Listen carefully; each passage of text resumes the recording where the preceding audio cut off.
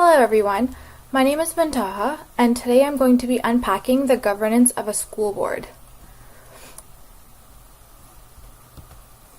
So on May 30th, I attended a school board meeting for the Toronto District School Board, and this is just a bit of an overview of the things that I saw. So for the board meeting, there is a private session that is held first, that the public is obviously not allowed to attend. However, following a short recess, there is a public session, and it begins with the national anthem, followed by a motion to approve the agenda. There was one amendment that was made to the agenda. However, after that, the agenda was approved. Then after the board activities, they were celebrated, such as I think it was the Asian Heritage Month, the Jewish Heritage Month, and a celebration of heroes. After the celebration of board activities was the memorials part of the session, where condolences were offered by the chair of the recent deaths of some board members and people that work for the board. Following that, the chair of the board made some announcements, and finally, the student trustee presented a report that he had made. After the student trustee presented, the next was that the matters to be discussed without discussion was followed. So there was a lot of topics on the agenda that were that had to be decided, and no discussion was supposed to be had about that. Following that, they had a finance, budget, and enrollment committee board members speak about certain budgeting and what to look for in the future, and any of the financial topics that were brought up at the last meeting and if they were addressed.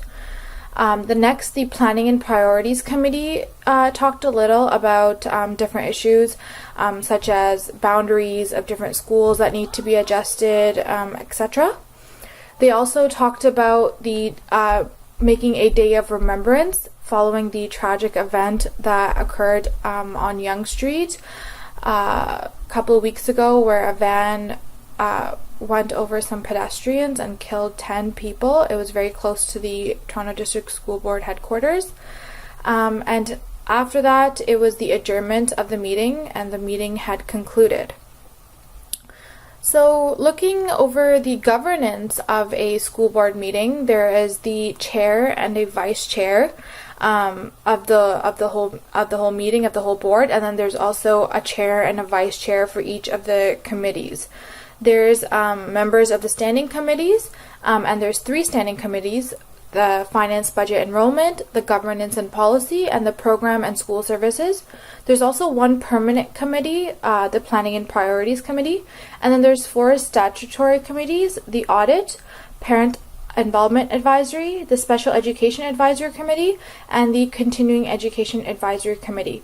Following that, there's also school board trustees that are part of all of these different committees, and they make up the majority of the school board meeting that takes place. In the picture here, you can see the levels of approval that are needed to either get a motion passed or a decision to be made. So in terms of governance, the biggest idea of a school board meeting and for the public session is to allow the public and members of the public to come forward and bring some issues and concerns that they may have. However, they need to do this through a delegation. And basically, they need to submit a delegation request form, and it needs to be addressed to a specific committee or committees that they want to talk to. And on the request form, you have to include your name, the organization if you are involved with any, the topic that you would like to discuss, and the contact info. And the topics must be relevant to the committee that you're addressing. The speakers usually get about 5 minutes to present, and then that's followed by any questions that the committee members or trustees may have.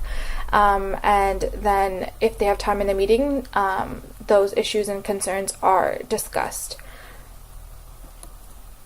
So a big part of the school board meetings, a big part of the government is made up of school board trustees, and they are basically locally elected representatives of the public, and they basically advocate for the community on public education.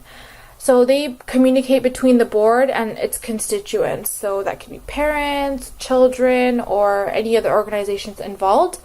And they basically provide policy directions, and policies are just expectations that are set out for everyone involved. And if you are a trustee, you can be a part of any one of the committees. There are 3 types of trustees in Ontario. There's municipally elected trustees, there's First Nation trustees, and then there's student trustees. Municipally elected trustees are voted in through the public into any of the 4 types of boards. So the public English public, the English Catholic, the French public, and the French Catholic. It was really fun learning about the school boards and how they are governed and how they're made up. It was such a rewarding experience to attend one of those meetings and see what it was all about. I would like to thank you for watching my video, and goodbye.